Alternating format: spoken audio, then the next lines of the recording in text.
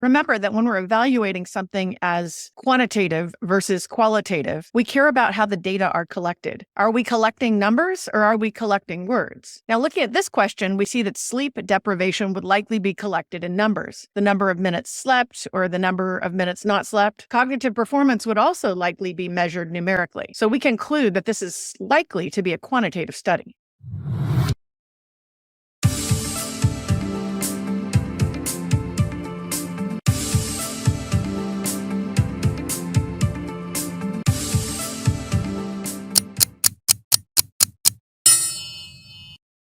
Here, the researcher is conducting a historical analysis of documents. Now, we notice the word documents, and it gives us a clue that the researcher is likely more interested in words than anything else. We also see the word experiences, and we know that experiences are captured in words rather than numbers. This one is qualitative.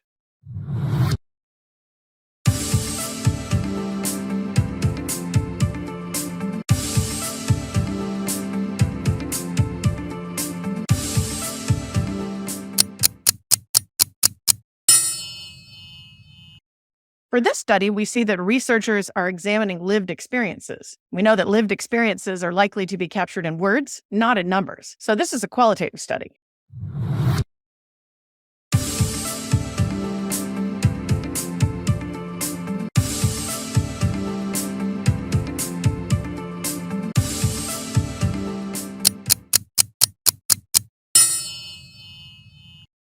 For this question, the researcher is testing a new medication, and we know that most medical experiments utilize quantitative measurement. Here, the researcher is looking at the effects of the new medication on reducing symptoms of depression. These symptoms are very likely captured numerically, making this a quantitative study.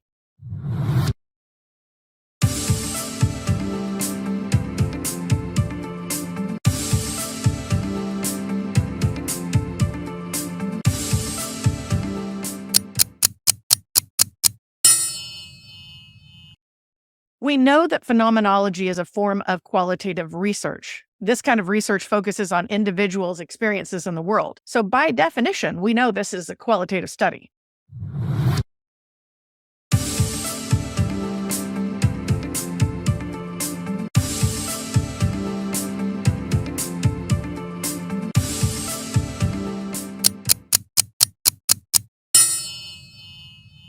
When a researcher is studying narratives of individuals, we know that researcher is more interested in words than numbers. So here we conclude it's a qualitative study.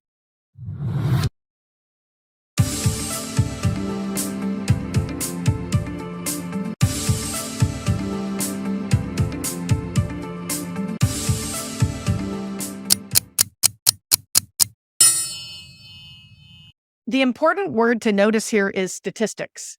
That word tells us that we're already talking about numbers. Therefore, we conclude this is a quantitative study.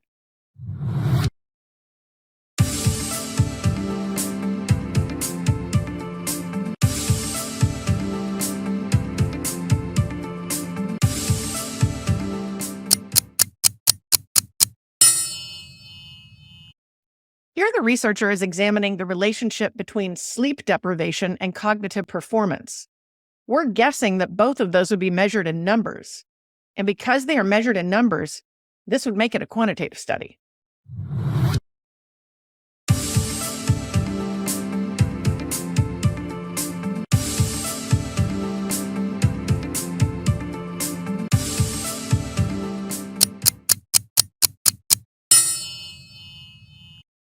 When we're talking about interpretive research, we think about qualitative research because we know this is where researchers are following interpretations, and those are usually captured in words. We also note that the researcher is exploring experiences, something also likely to be captured in words. Therefore, a qualitative study.